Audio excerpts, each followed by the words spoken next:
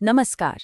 आज के इस एक्सप्लेनर में हम एक बहुत ही दिलचस्प और एनालिटिकल टॉपिक पर बात करने वाले हैं, भारतीय प्रधानमंत्री नरेंद्र मोदी की पॉलिटिकल ब्रांडिंग और उनकी पीआर स्ट्रैटेजीज। बिना किसी बायस के हम सीधे सोर्स मटेरियल में दिए गए दावों और उनके काउंटर क्लेम्स को डिकोड करेंगे। तो चलिए सीधे शुरू करते हैं। सोर्स मटेरियल की शुरुआत एक बहुत ही स्ट्राइकिंग कोट से होती है। वो हमारे भगवान हैं, हम उनकी पूजा करते हैं। ये सिर्फ एक लाइन नहीं है, बल्कि इस बात का एक बड़ा सबूत है कि मॉडर्न पॉलिटिकल पीआर किस हद तक जनता के मन में एक गहरी, लगभग धार्मिक स्तर की भक्ति पैदा कर सकता है। सोचने वाली बात है ना? इस पूरे एनालिसिस को 6 मेन पिलर्स में बांटा गया है। पर्सनालिटी कल्ट, गरीबी का नैरेटिव, परिवार का त्याग, फकीर वाली इमेज, ईश्वरीय सुपर हीरो का दर्जा और आखिर में मीडिया प्रेजेंस। तो चलिए सबसे पहले पिलर से शुरुआत करते हैं और समझते हैं कि इस मॉडर्न पर्सनैलिटी कल्ट या मसीहा नैरेटिव के पीछे का मैकेनिज्म आखिर काम कैसे करता है। सोर्स यहाँ एक स्पेसिफिक फोर्थ डिपार्टमेंट यानी प्रोपेगेंडा के चौथे विभाग का जिक्र करता है। इसका मेन काम क्या है? एक सेंट्रलाइज्ड कोशिश के जरिए नेता को एकमात्र मसीहा या उद्धारकर्ता के रूप में पेश करना। बेसिकली इसका मकसद जनता की भावनाओं को एक खास दिशा में मोड़ना और उन्हें इमोशनली कंट्रोल करना बताया गया है। अब आते हैं दूसरे अहम हिस्से पर, जहां हम बेहद गहराई से रचे गए गरीबी के नैरेटिव और उसकी सच्चाई का एनालिसिस करेंगे। सोर्स मटेरियल की सबसे खास टेक्निक है विरोधाभास दिखाना। एक तरफ वो मशहूर दावा है, एक बेहद गरीब चाय वाले का बेटा, और दूसरी तरफ बचपन की कुछ ऐसी तस्वीरें पेश की गई हैं जिनमें वे टेलर्ड सूट पहने नजर आ रहे हैं। साथ ही ये काउंटर क्लेम भी है कि उनके पिता असल में कैंटीन कॉन्ट्रैक्टर थे। ये कॉन्ट्रास्ट काफी कुछ सोचने पर मजबूर करता है। बात सिर्फ दावों की नहीं है, एक्शंस की भी है। सोर्स एक बहुत बड़ा कॉन्ट्रडिक्शन हाईलाइट करता है। एक तरफ खुद को गरीबी का मसीहा बताना और दूसरी तरफ ग्लोबल इवेंट्स के दौरान गरीबों को छिपाने की कोशिश करना। जैसे नमस्ते ट्रंप इवेंट के वक्त 1600 फीट लंबी दीवार खड़ी कर देना, या फिर G20 समिट के दौरान स्लम इलाकों को हरे पर्दों से ढक देना। आगे बढ़ते हैं तीसरे पिलर की तरफ, जो परिवार के त्याग और अपनों से दूरी बनाने को एक बहुत बड़ी राजनीतिक उपलब्धि की तरफ फ्रेम करने का इवैल्यूएशन करता है। यहाँ दावों और असलियत का अंतर बिल्कुल साफ दिखने लगता है। सोर्स पॉइंट आउट करता है कि एक तरफ ये दावा है कि देश के लिए बुद्ध की तरह परिवार छोड़ दिया, भाई बहनों और रिश्तेदारों को खुद से दूर रखा, लेकिन वहीं दूसरी तरफ बॉलीवुड सेलिब्रिटीज और बड़े अरबपतियों की शादियों में उनकी रेगुलर अपीयरेंस दर्ज की जाती है। ये गैप वाकई दिलचस्प है। अब बात करते हैं चौथे पिलर की, फकीर या एक पवित्र संत वाली इमेज।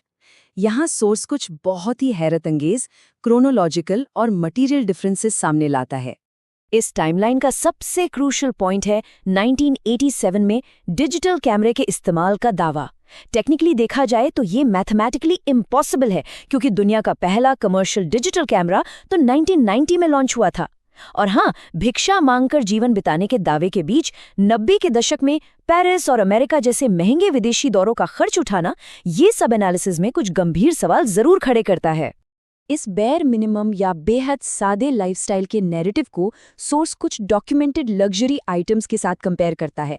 जरा सोचिए, 1,40,000 रुपए का चश्मा पहनना, 12 करोड़ की मर्सिडीज में सफर करना और विदेशी दौरों पर एक ही दिन में 4-4 बार महंगे कपड़े बदलना। क्या ये एक फकीर की इमेज से मैच करता है? सोर्स के मुताबिक तो बिल्कुल नहीं। चलिए अब पांचवें हिस्से की ओर बढ़ते हैं, जहां नेता की इमेज को एक आम इंसान से उठाकर सीधे एक ईश्वरीय सुपर हीरो में बदलने के डेलिबरेट प्रयासों को डिकोड किया गया है। एनालिसिस के मुताबिक साथ ही राजनेताओं ने बार बार इस सुपर हीरो वाली इमेज को गढ़ा है। कभी भगवान का उपहार तो कभी भगवान राम का अवतार बताकर ईश्वरीय दर्जा देने की कोशिश की गई है। पूरे गुजरात और तमिलनाडु में तो बाकायदा मंदिर तक बना दिए गए। सोर्स का एक और बड़ा दावा यह है कि पीआर मशीनरी ने अपने एग्रेसिव पॉलिटिकल एजेंडे को सेट करने के लिए हमारे पारंपरिक, शांत, धार्मिक प्रतीकों को भी एक क्रोधी और आक्रामक रूप में बदल दिया है। और इस परफेक्ट सुपर हीरो की इमेज को बनाए रखने के लिए क्या किया जाता है? सोर्स आर्ग्यू करता है कि इसके लिए विपक्ष को लगातार अक्षम और नाकाबिल साबित किया जाता है।